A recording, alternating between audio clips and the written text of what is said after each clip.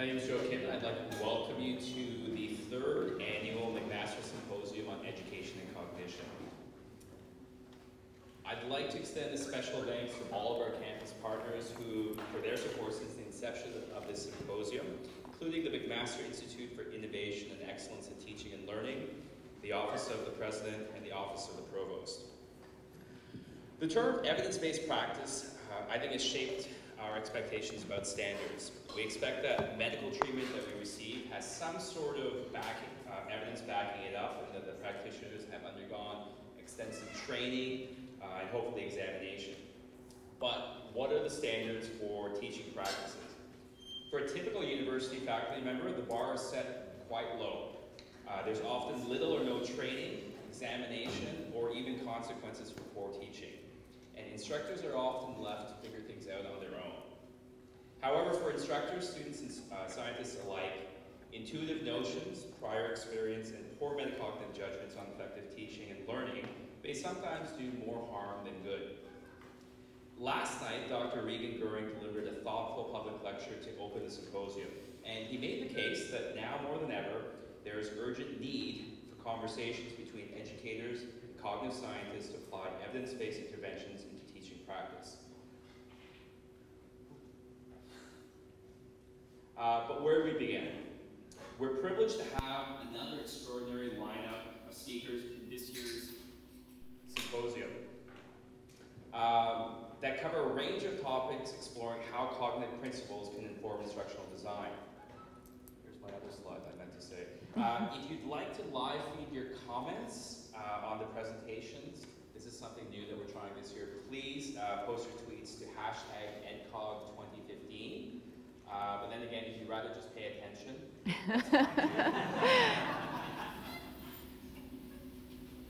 Our first speaker of our symposium this morning is Dr. Jennifer McCabe from Goucher College. Jennifer is Associate Professor and Chair of the Psychology Department at Goucher College in Baltimore, Maryland. Her scholarly interests include memory strategies, metacognition, metamemory, and pedagogical techniques. Her research has been published in Memory and Cognition, Teaching of Psychology, Instructional Science, and Psychology and Aging. She has received 2 Instructional Resource Awards from the Society for Teaching of Psychology and was recently named Consulting Editor for Teaching of Psychology. In 2007, she won the Edward T. Harness Outstanding Educator Award from Marietta College. Among her contributions to her CV is an upcoming contribution to a book called The Clever Behaviorist Mom, which outlines techniques that psychologists use in their own parenting. Please join me in welcoming Dr. Jennifer McCabe.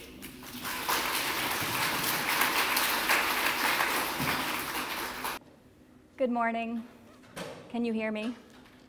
Yes. Thank you for having me here today. I'm very appreciative to be invited to give this talk. I'm going to talk today about mnemonic devices, the more complex ones beyond the simple ones like the classic Roy G. Biv, although I will also mention the Roy G. Biv types of mnemonics. Mnemonics in general refer to a system of rules for organizing information to help memory. And so the organizing part is important, the system is important, and of course the memory part is important. I sort of consider or frame the use of mnemonics as a initial stage of acquisition of often definitional kinds of material in a course. So in that sense, I consider mnemonics to be a scaffold for higher order learning objectives. So there's a place for them in courses, I believe, especially introductory courses where there is a lot of terminology to be acquired, and that's what I'll talk about today mainly. If we can teach students some techniques to help them remember this sort of overwhelming amount of information they need to remember for many college courses and make that a little bit easier, they will hopefully free up some cognitive resources for the more in-depth types of thinking and higher order objectives that we would like to see in our courses. So that's sort of the place that I see for mnemonics. And of course, anytime we can teach students to improve their memory, to have these strategies, we're hopefully contributing to their metacognitive sophistication. So as promised, here's the Roy G. Biv, and here's some other pretty commonly used mnemonics. Many people, when they hear the word mnemonics, start by thinking about these, what are called first letter mnemonics, acrostics, and acronyms. And so surely you've heard of the Roy G. Biv, of course. PEMDAS is a pretty popular acronym for math, and then HOMES for the Great Lakes are some examples. So those are acronyms where you take a list of things you have to remember and take the first letter of each one, and that makes a word something pronounceable, something memorable. There are some acrostics, a couple of them. Some of those you might have come across on the right-hand side. And it's still using the first letter technique, but it is a little more elaborative. It makes a sentence out of the first letters of the things you need to remember. And so every good boy deserves fudge is a common one for music. Another one for the mathematical operations. You can do an acronym or acrostic for that one. And then the one that I remember the most is the order of the planets. I think many of us learned the planets using some kind of mnemonic. Mine was Mary Vegetable eats many jam sandwiches under Ned's porch. Of course, the porch has gone away with Pluto, so they've had to, I guess, revise some of these mnemonics for children learning about the planets today. So what is going on with mnemonics in terms of the cognitive theory behind them and the reasons why they work? They incorporate many cognitive principles that we know underlie memory improvement. So just to name some, using mnemonics, whether you're actually just learning one that's already existing or you're creating one of your own, is a deliberate process. It requires effort. It's attention demanding. And this is good for memory, right? Just anything that can engage our attention, that can be a deliberate, focused process is going to be helpful. Another cognitive principle that, of course, gets talked about a great deal in the area of memory is elaboration, which most generally means making connections or links to something else, right? So mnemonics really use this principle strategically to help us organize information. So if you think about what mnemonics do, and even the simpler examples I just showed you, they take information that's inherently hard to organize and hard to sort of get a grasp on what to do with it, and they impose a structure, they impose an organization that helps us to chunk and to make those meaningful clusters of information, those packets of information that are easier to recall at a later time. Elaboration also gets into connecting to our schemas. So one thing that mnemonics does is that it imposes a meaning on the material that's based on what we already know. So it's a way to connect something new that can feel just sort of out there and, again, doesn't have much sort of to cling to, organizationally speaking, and it imposes this meaning and this structure, and in that way can be very effective. And then a final cognitive principle, also one of the big ones, is that many mnemonics use, is dual coding. So using both the verbal and the visual processing and encoding, different modalities. Pavio, he first sort of introduced this theory that if we can use a visual code to supplement something verbal, so use pictures or images to supplement words, that will improve memory. We have a richer representation, we have more routes to retrieval, all of that will improve memory. And if you're familiar with Baddeley's working memory model, this also sort of ties into the idea that you have separate resources for the visuospatial sketchpad and the phonological loop. The sketchpad for the visual information, the loop for verbal information, and you can in fact sort of enhance your working memory capacity if you can offload some of the verbal into the visual domain. So that multimodality piece is really important for a lot of these mnemonics.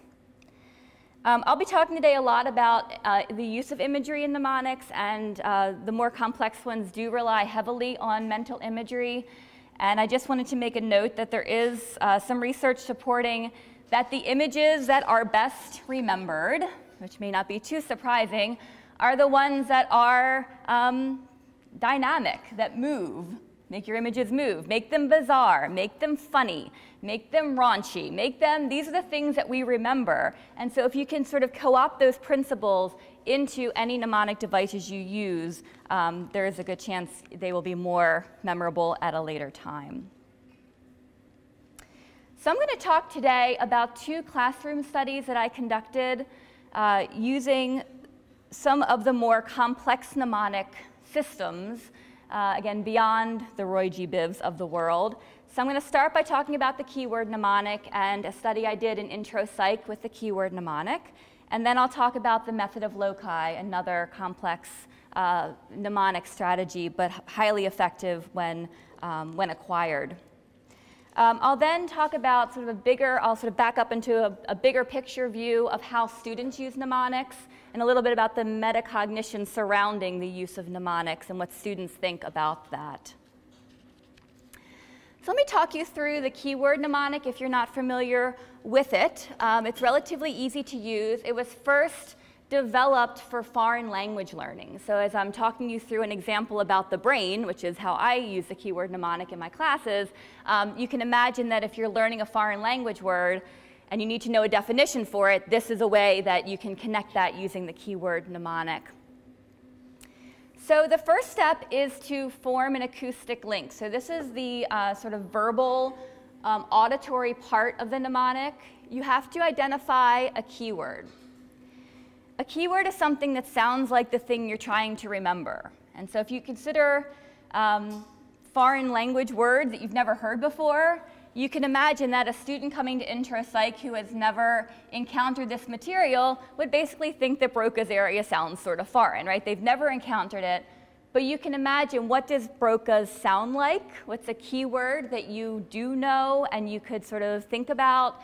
And one example, a classic example, could be broken, right? Broca's broken. That's the keyword first step. The step 2 then is to use mental imagery to form an imagery link by making a mental image. So the idea is you want the keyword, so we have broken for Broca's area in the brain, interacting with the definition for the term. And so it's this idea that you're going to create this dynamic, interacting mental image. And so the example here, just to take one, and I'll give you more as we go along, is imagine breaking a talking doll. If it gets broken, that's your keyword, Broca's, that keys you to Broca, it won't talk anymore. So that links Broca's area to the function of speech in the brain. And the way this helps us is that when it comes time to recall the definition or the sort of function in this case, you can start with, teacher says, what does Broca's area do? And you can think to yourself, well, Broca's, that sounds like broken. I had this image of it, of a talking doll being broken, and it gets you back to the function of speech and helping to produce speech.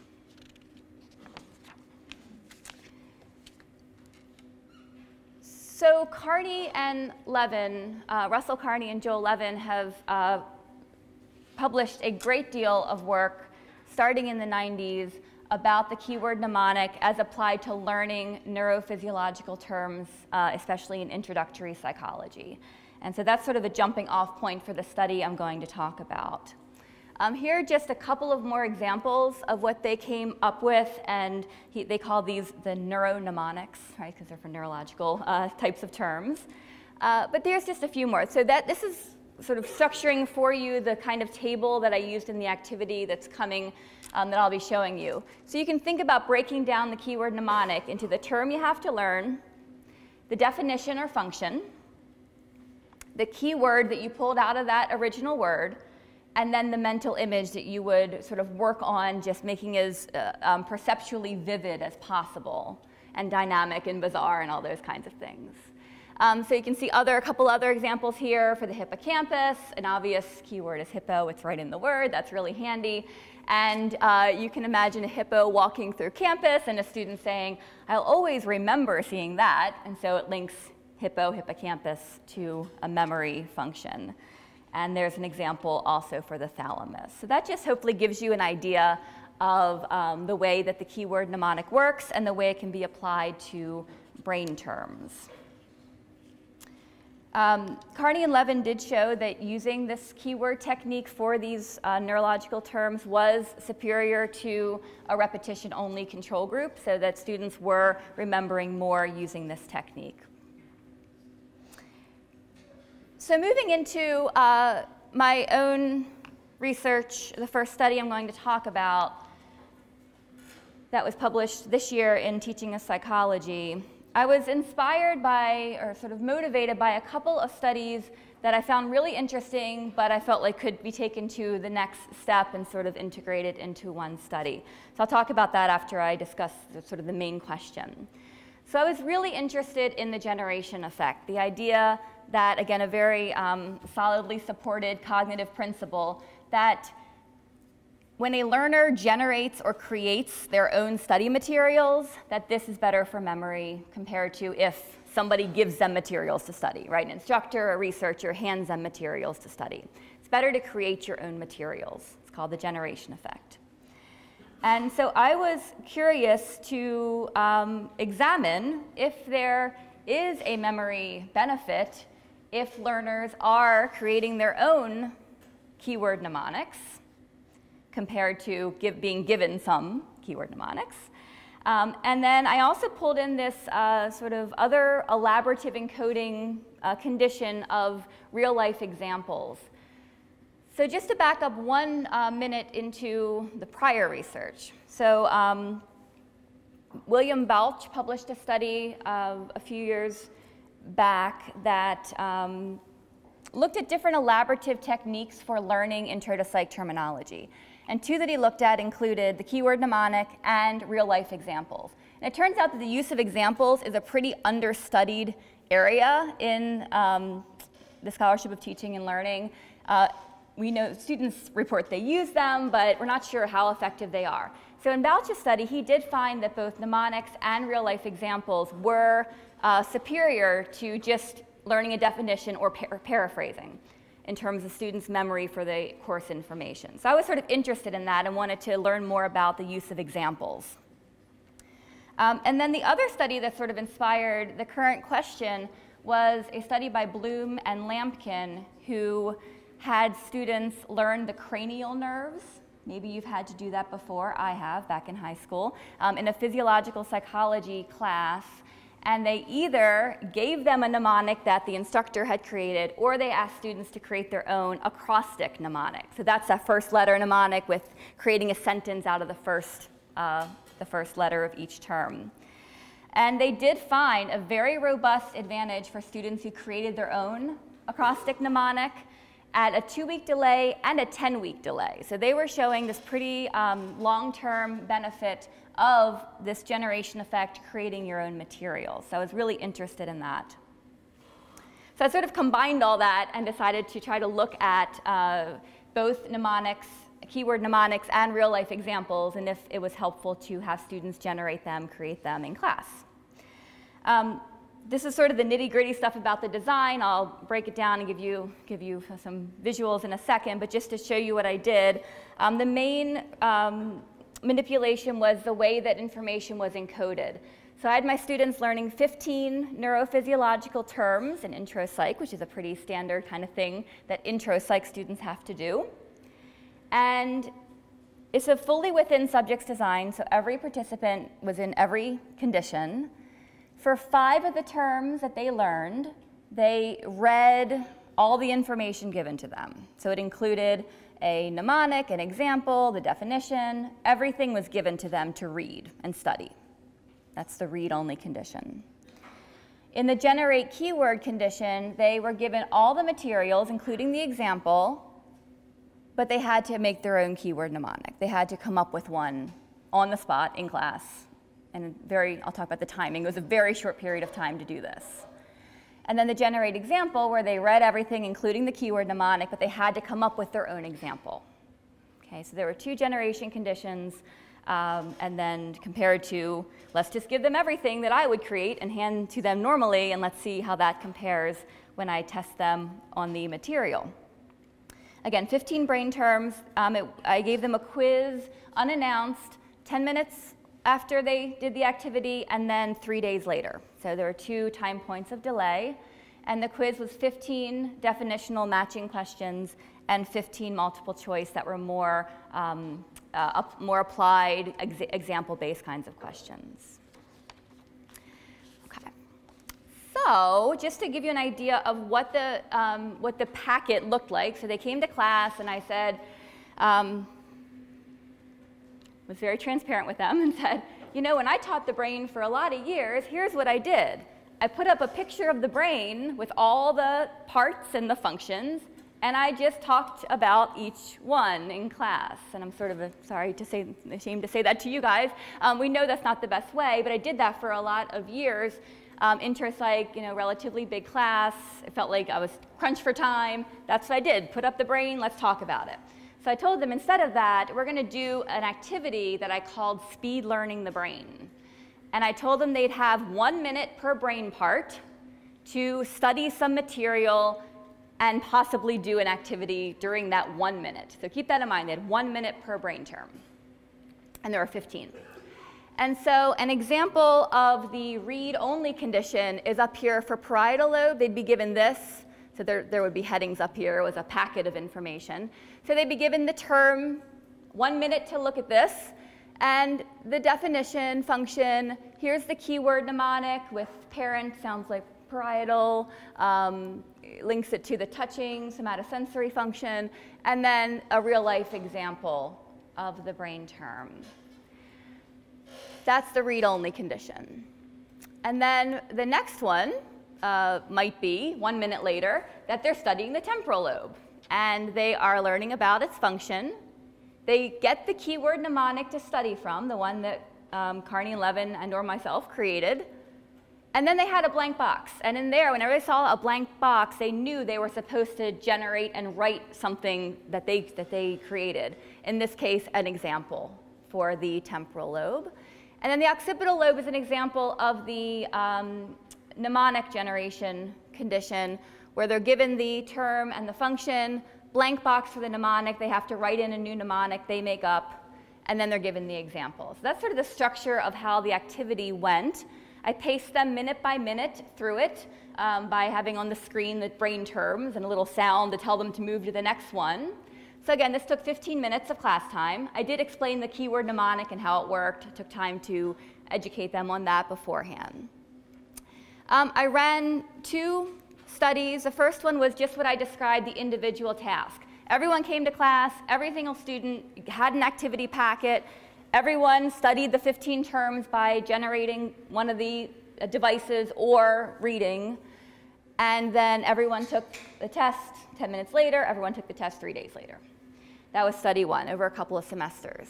Study 2, which was really my big picture goal, was to make it interactive and make it a group activity. And can I make this into something that still benefits learning, still shows you know, a benefit for my students, but is also something fun and interactive, and they can talk to each other.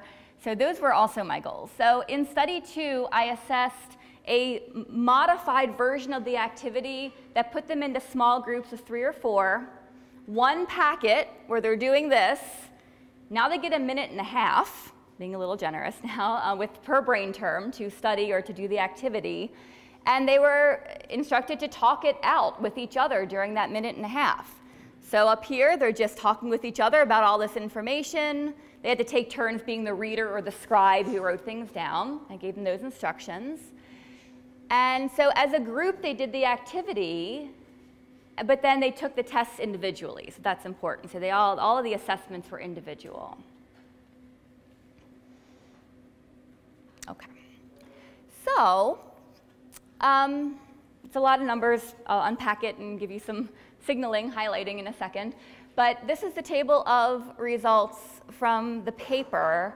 And I just want to set it up for you that we're looking at, here are the conditions. So here's the individual version of the activity. Here's the group version. Here are the 3 conditions. Read everything, generate your keyword, generate your example. And then here is the immediate test delayed tests, definition, application questions. Okay. So the big take-home message of this study was here.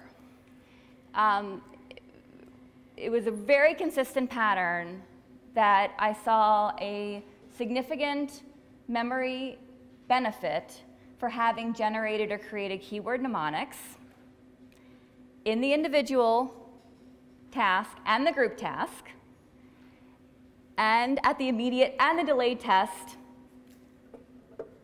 The one caveat is that it only showed up in the definition, the matching questions. So, which I feel like is still something, and it's a step in the right direction, and I'm not exactly sure why it didn't show up in the application questions. So just another way to look at these same data in a visual sort of way, graphic way, is to look at this figure which averages across immediate and delayed time points, because the pattern was identical, and averages across study 1 and study 2, because again, that pattern was not a factor when I combined all the data. But it allows you to a little more, I think, clearly see the place where we get the memory improvement, which is for the definition questions in the generate keyword mnemonic condition. So in terms of sort of interpreting, thinking about this study, I think it's really good to know that mnemonic creation is a pretty flexible tool, that it was in a group setting still something that showed up in individual tests. Students really did enjoy it. I like having fun in class, and they do too, and when I know it's fun with learning, that is the best sort of recipe. They really enjoyed the activity, especially the group activity. And then sort of thinking about closing the loop of my own pedagogy and how my research contributes to it, I ran these studies and looked at all the results, and because of that, I now, in my class, do only mnemonic creation activity for this particular topic. So that was a way that I was able to inform my own teaching by looking at sort of an empirical take on this. And without fail, my course evaluation, students talk about the day we did the mnemonics and the day we, got to be fun and silly and create all these cool little images. So I think that was really good feedback as well. The final thing that I'll just mention is that some work by Bob Bjork and colleagues has suggested that when students or learners in general experience the generation effect, they become more strategic in using it in the future. So I feel like that's also a possible outcome of this kind of activity, if they can sort of see and experience that they were having a memory benefit from generating mnemonics, and get practice in that could also be beneficial.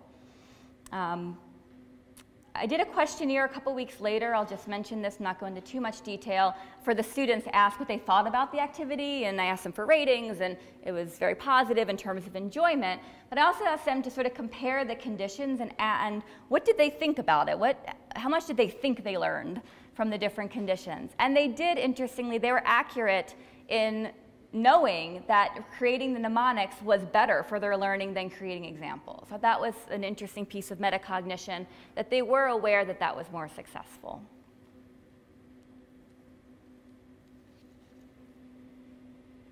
Okay, so I will transition now into a second study that looks at a different mnemonic, one of these also complex mnemonics, called the Method of Loci. And this is one of the oldest mnemonics documented and has been studied in an empirical way for over 40 years. But there is not a whole lot of classroom research on this particular mnemonic device. And so I was very interested in incorporating it into one of my classes. This is my learning and memory class that this particular study took place in. So let me talk to you about the Method of Loci if you've not been exposed to it before.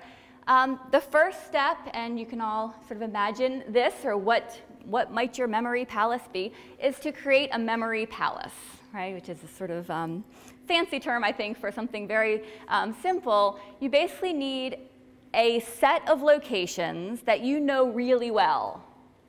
So this little example here are different, stations in a room, basically. But you can imagine the most common one is to think about a house that you live in or grew up in. Start in the front door in the foyer. Move yourself on a mental walk through different locations around that house so that you really get sort of an ordered list of locations that you know really well. That's your memory palace. People do it with their commute to work, different landmarks along the way to their commute. There's lots of different ways you can use a memory palace. And here's how it works. So you begin your sort of mental walk, right? I'll just use this example here. And you would have your first stop, let's say, is a TV set. And the key to this technique is to make it as vivid perceptually as possible. So you want to enhance, exaggerate the colors, the textures, the sounds. So really work on making this the imagery part of this really vivid. That will help a lot. So the idea is that if you're trying to learn an ordered list of something, right, it can be anything. I use the grocery list. It's pretty common, but there's other educational applications I'll talk about. You take the first thing you're trying to remember, and you mentally drop it off at your TV set, right? So you have this mental image now, hopefully very interactive, very dynamic, very vivid, of this item with your TV set. Maybe it's sitting on top of it, maybe your TV set in your mental image is busted and it's sitting inside of it. So really just think very creatively about how you can use these mental images. Then you move on to your second locus in the memory palace, and you would drop off the second item at your couch, third item at your coffee table, et cetera, et cetera. And you move around, taking that mental walk, dropping off each item, making the very vivid mental image. And the idea is that when you have to go back later and retrieve those items in order, it becomes a walk through your memory palace, right? You take that mental walk, you enter, and you're like, oh, there's my TV. I know what was there. I put it in the busted out hole or whatever. You know, that's how you go back and pick up the items. This is a technique that does take work up front, and I think that's in some ways why it's not used more than it is. You have to do some work to establish your memory palace. But once it is established, it is an extremely flexible and effective tool for remembering items. This is the technique that mental athletes, so these memory champions, you might have heard of these competitions where people compete in memory competitions.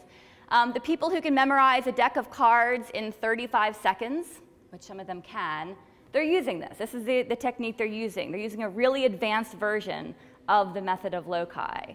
So it's extremely powerful technique that takes some work up front to use. So knowing that my students would be happy to learn about it, but would probably never actually use it, I did a little bit of compelling them or sort of forcing them to use it by incorporating it into an assignment. So I was interested in knowing what would happen if I give instructions to students and make them create a memory palace that was pretty well developed, and if that would improve their memory from pre-test to post-test. And I was also interested in a self-report of use, if they were going to report that they use it more later in the semester after being sort of trained to do this technique. So I gave them a pre-test. So early in the semester, they were given a grocery list of 12 items, and they were just told, remember it however you want to. Here's 12 items. Write them down in order. That's important. The order part's important. So that was their pre-test.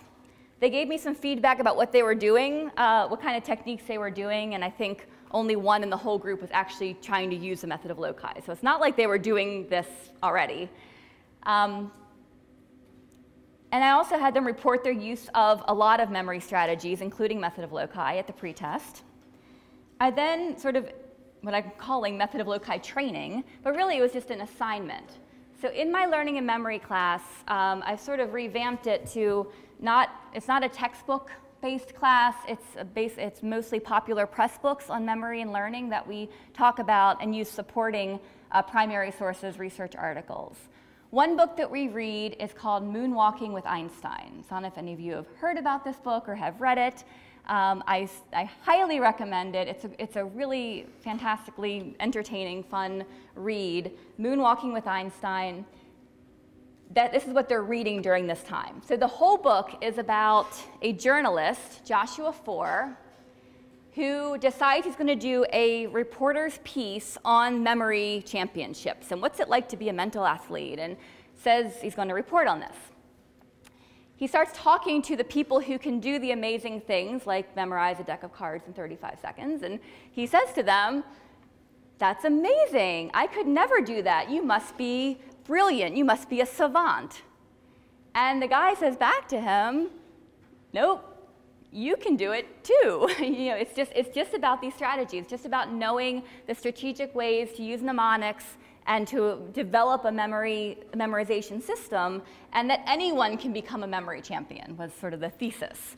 So Josh 4 decides to then train as a memory competitor, and under the tutelage of one of the champions, and I won't give away the ending, but he ends up doing very well, and it's really a fun and interesting read. It gets into the history of memory and sort of like the art of memory. It's a good one. But that's what they do for their training, basically, is they read this book, talking about him, learning about the memory palace, how to develop it, how to use it, and then I gave them a homework assignment to create a memory palace using locations on our home campus at Goucher College, which is a relatively small campus. So I said, you need to come up with 12 locations, draw a map of your locations, practice the route, develop the imagery, make it really vivid, walk it physically, walk it mentally, really work on your memory palace. Try to create it as well as you can. That was their homework assignment. So they brought it to class a couple days later, and then I gave them some time to study it some more, and then I gave them a post-test of a different grocery list. And I said, now put your memory palaces away. I want you now to listen to this grocery list, and now this time try to use your memory palace, use your Method of Loci technique. So that was sort of the post-test. And they also self-reported using memory strategies later in the semester. Okay, so here's an example, and sorry that's hard to read, but my students came with all kinds of variety of quality of their memory palaces. This is one of them. But hopefully you can at least get a sense for what was happening here. So you can see here's locus number 1 in this person's memory palace. It's a security entrance, small building, door on the side, big windows. So they're really trying to think about the perceptual detail. And then you go up to the ath. It has these big sort of triangular mirrored glass wall sort of thing. So it talks about here, and you can see the way that this person's walk through the campus made sense to them using the 12 locations. So every student turned in something like this and used it. So what did I find? There was a significant improvement in strict serial recall. So that was you only get a point for your grocery list item if it's in the right serial position. It has to be in the right position, because the Method of Loci is all about order, right? Ordered lists. So the pre-test to post-test, the mean comparison was there at 8.47 out of 12, which actually isn't so bad at the pre-test, and it went up to 10.45, max of 12 on the post-test. Another way to look at it, which I felt was even more sort of confirming that this was working for many students, was that 26% had a perfect 12 or an 11. I'll give it a little bit of leeway at the pre-test, and that went up to 50%. So half the class was able to memorize this grocery list perfectly or just one off of perfect by the time that they used a memory palace. I brought all these results to class, again, being really transparent and trying to just share with them what was happening. And I feel like that was a really good piece for reflection for them to see what sort of happened from pre-test to post-test. Nearly all of them saw some improvement in their memory. May not have gotten up to perfect, but that was pretty much the case for most students. And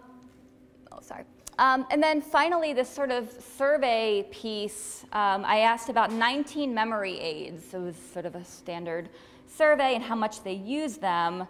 And there were lots of things on there, like using stories, using the first letter mnemonic, like acronyms and acrostics, and using a diary, using rhymes, using an alarm clock, all these memory aids you could use, 19 of them. Only 2 of them showed a change from pre-test to post-test with regard to students' self-reported use. One of them was Method of Loci, which was, of course, nice for me to see. And the other one was a face name association mnemonic. And the nice thing about that was the other mnemonic we do a big activity on in that class. So the first day of class, it's a sort of a cousin of the keyword mnemonic. We learn each other's names. They have to create their own mnemonic that takes their name, gets a keyword, links it in some way to their face or something about them, and they all share these mnemonics. And it's my party trick on the first day of class that I can remember every person's name on the first day after learning these mnemonics. So far, I haven't failed once. So one of these days, I won't be able to do it. But it's really compelling of a demonstration that just by getting these mnemonics going and these associations, that you are able to remember a lot more. So they also reported using that more, which was nice for me to see, the two things that I focused on in class. To take it as at a more sort of conceptual level or bigger picture, I think that this really allowed students to experience something that was personally meaningful because they got to create the memory palace based on what they did, the kinds of routes they walked during the day. So it gets into self-reference effect of things that are more meaningful to you being better remembered. And my hope is that I'm helping students to realize or understand that memory skill is, as Erickson said, made, not born, that you can work on it, that this is a skill that can be grown and improved, and with some effort, it really is possible to do, to really improve your memory. Okay, so I'm going to go through this next part pretty quickly. This was a web-based survey that I conducted on 513 undergraduates who had at least one course in psychology. And I was basically interested in, this is sort of a relatively unexplored area of what do students think about mnemonics, how are they using them, and get into more specifics about that piece, especially the metacognitive aspects of mnemonics. So just to sort of pull it together and look at this from a little bit of a different perspective. So these two will look familiar, right? I just talked about the keyword mnemonic and the method of loci. And so I asked all these survey questions about, and I told them what each one was. And I said, how familiar are you with them? How often do you use them? And how helpful do you think they are, right? Which feel a little bit different to me, but turned out they showed almost the same pattern. And these are already ordered roughly in terms of what students reported the highest of to what they reported the lowest of. So you can see these are all 5-point Likert scales here. So obviously the first letter mnemonics are big time. People are using them, they're familiar with them, they think they're helpful. That's not too surprising. I was pretty surprised the keyword mnemonic was a little bit higher toward the top of the list. And I put in songs, stories, and rhymes, and then method of loci was a little bit toward the lower end. So I don't think it's necessarily true that students are overly familiar and using especially method of loci. And keeping in mind, these are psychology students who have probably had intro psych for sure, and probably were exposed to this at some point. I imagine for college students not having taken intro, that might even be a different story. Let's see. So I looked at mnemonics in the context of other study strategies, and the big take-home here is that they were ranked lower than the ones near the top of the list that have A's next to them, significantly lower in terms of how often that students use or find them useful. So mnemonics were not ranking overly high in terms of the kinds of techniques. I will point out something about this particular study, and again, it's 500 students. It was really pretty interesting to me, because this is not consistent with some other research, that the stuff at the top, which is basically the testing effect, the spacing idea, practicing, were actually rated quite highly in terms of perception of how useful students perceive them. So I was sort of heartened by that, but it's also a little bit inconsistent with some other research of my own and other people. Okay, so mnemonics was a little bit toward the low side of that. So that's just a little bit of context. So wrapping up, college, especially introductory courses, have a lot of material to learn. There is, in my mind, it is important to acquire definitions of things. And just when you start a discipline, you have to get some of that basic level of terminology and definitions down, again, to allow for that higher order thinking. And you don't get a lot of time to do this. There has been research showing the value of mnemonics. I didn't get a chance to talk too much about the other Carney and Levin work. They've done some work with short and long-term results and also with some inference-demanding application tests. This one's important to me, as I mentioned, fun and motivation, right? This is something that students, when they do classroom research on mnemonics, students routinely report that it's something they really enjoyed, felt motivated to learn. That's all good stuff. And another piece that came out of that survey study I just mentioned is that I also administered these independent scales of metacognitive self-regulation and elaboration strategies. And it turns out that students who are using more mnemonics and rating them as more familiar and more helpful were also higher in these metacognitive indices. So I thought that was really interesting. And then finally, how can we do this? What's the actual action that we can take as educators? We can provide mnemonics for various topics. I just want to put out there that I have a teaching resource that is on the STP website, Society for Teaching Psychology. I was given an instructional resource award to develop this teaching resource. That is teacher ready, I believe, given that term's been thrown around. And it really just, it's specific to psychology, but it talks about actual examples of how mnemonics have been created. I basically have an appendix of every mnemonic I could find about psychology topics at that moment, and how you can use different mnemonics to remember psychology topics, and it gets into some conceptual stuff as well. So if you're interested, you can check that out on the STP website. Encouraging students to develop their own mnemonics. And again, I think you have to sort of make them do it and hope that it will stick and this will become a habit that they use them by giving them assignments, doing it in class. Those are two examples that I used today. Giving explicit instruction about the value of mnemonics and really tying it to helping them develop their cognitive toolkit. This is, mnemonics they're not going to solve every single, memory problem that you have or learning issue, but it's a start and they can be really effective. It's one tool they can have to help them along. And then for me, I'm very fortunate. I'm a cognitive psychologist. I teach learning and memory. I teach cog psych. It's just a great way to incorporate something really interesting and important in my mind and fun and useful into talks about memory theory. So it really makes for a nice sort of marriage of things that I want to accomplish in my own teaching, of talking about the theory and looking at the application for memory. So I think that I will stop there, but I do want to acknowledge Joe Kim for inviting me. Thank you very much. And STP for helping to fund some of this research, Goucher College.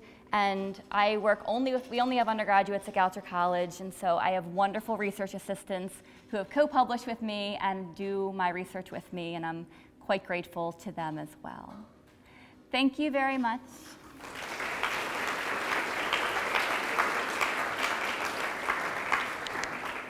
We have time for some questions from our audience. Why don't we start here? Jennifer, I'd really like to talk. Could you just review again your research said anything or more about whether a mnemonic is better if it's yours or it's generated with a group? It showed the same pattern. So I don't have a great answer for that. More research could sort of tease that apart, but I think what it showed was that just getting students thinking about, it didn't matter if it was their idea, but if they were in the process, it's the cognitive process, I think, of that effort and really that elaboration and just being creatively thinking about it that I think led to the learning even more than the mnemonic itself in a way. So I think it didn't matter if the little idea came from another person, they were still doing the generation process as a group, is my suspicion. So I don't have, a solid answer, but it did seem to work with the group setting as well as individual. Let's go with Richard. I was really impressed with your ability to remember the student's name. I know how important it is for students that the instructor actually is able to identify them by name. It is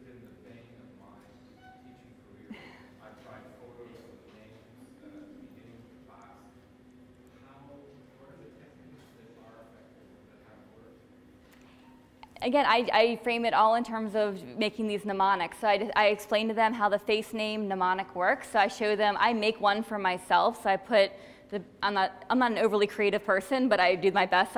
So the Mick part of McCabe, I think about the golden arches for McDonald's. So I sort of had this, I put up a PowerPoint image. I'm like, okay, the Mick part could be McDonald's. So I have the arches. Cabe sort of sounds like cave. So I have like this cavern underneath the golden arches, and I put my picture in the middle. So I sort of show them how you just sort of take apart the names and you try to find something that's imageable, and then you try to link that to the person, the way that person looks. And then I have them work individually in groups to develop the best name mnemonic they can for themselves, and they get input from each other, and then they have to stand up and sort of present it to the class, and it works. I mean, it's not a huge class. It's not, I mean, it's 30 people, which is not nothing, but it's, you know, but I am able to sort of go forwards and backwards, and I think it's a nice demonstration for them about how this works. So that works for me, at least. There are probably other ways as well, but that's how I do it. Let's go with Colin. Thank you very much. Very interesting presentation. Thank you. You mentioned that mnemonics didn't work in application. Yeah. Could you elaborate a little bit more on what kind of application?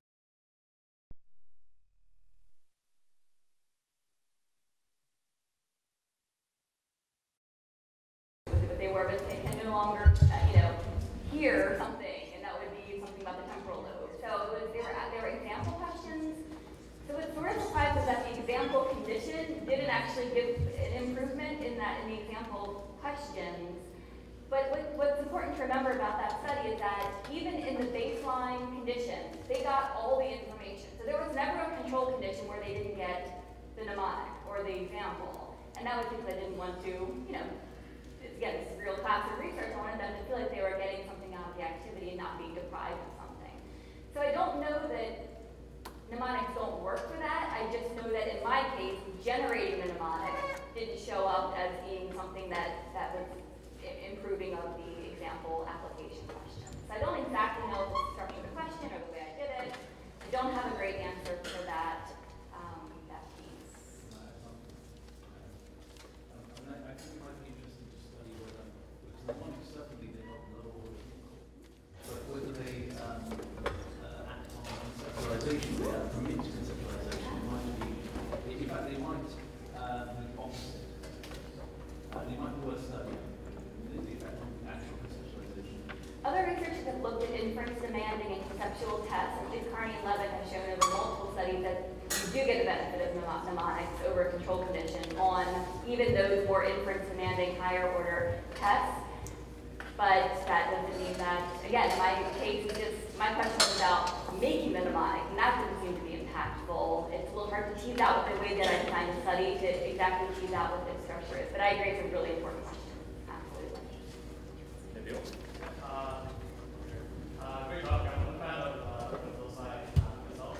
So I recently stumbled upon this thing called super learning, which is kind of in two parts. The first part being becoming really good with Loci, and then part two, like learning how to speed read, so you can learn how to like take in a huge amount of content really quickly with high level of attention.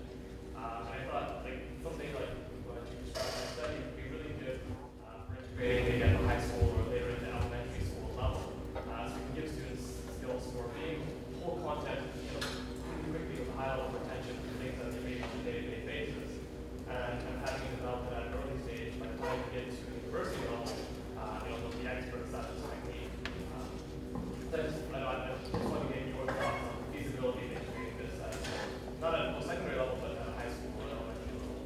It's a great question. I don't know much about the speed reading aspect that you're talking about, but certainly the mnemonics, I think, should start as early as possible to give students, just again, a tool. It's one cognitive tool that we can provide them with that can be applicable to memory. And if you get in the habit of using mnemonics, that's what you do. And you can, that is the inclination you have. So I sort of taught my daughter is 7, and of course she has me as a mom. So she knows all about mnemonics. And so anytime we're in a parking garage, anytime, she's like, oh, we're on level, 3, we're in section 3T. Okay, I'm going to think about 3 turtles. A big one, a medium, and a small. So I'll always remember we're in 3T. Because she just does it now. And I think that's really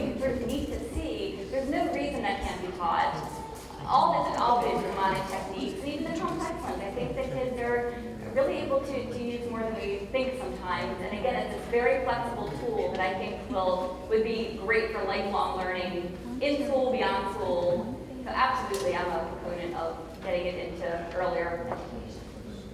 And then we'll go So something that Colin just mentioned that went along with my thinking when you gave them the example in the mnemonic device.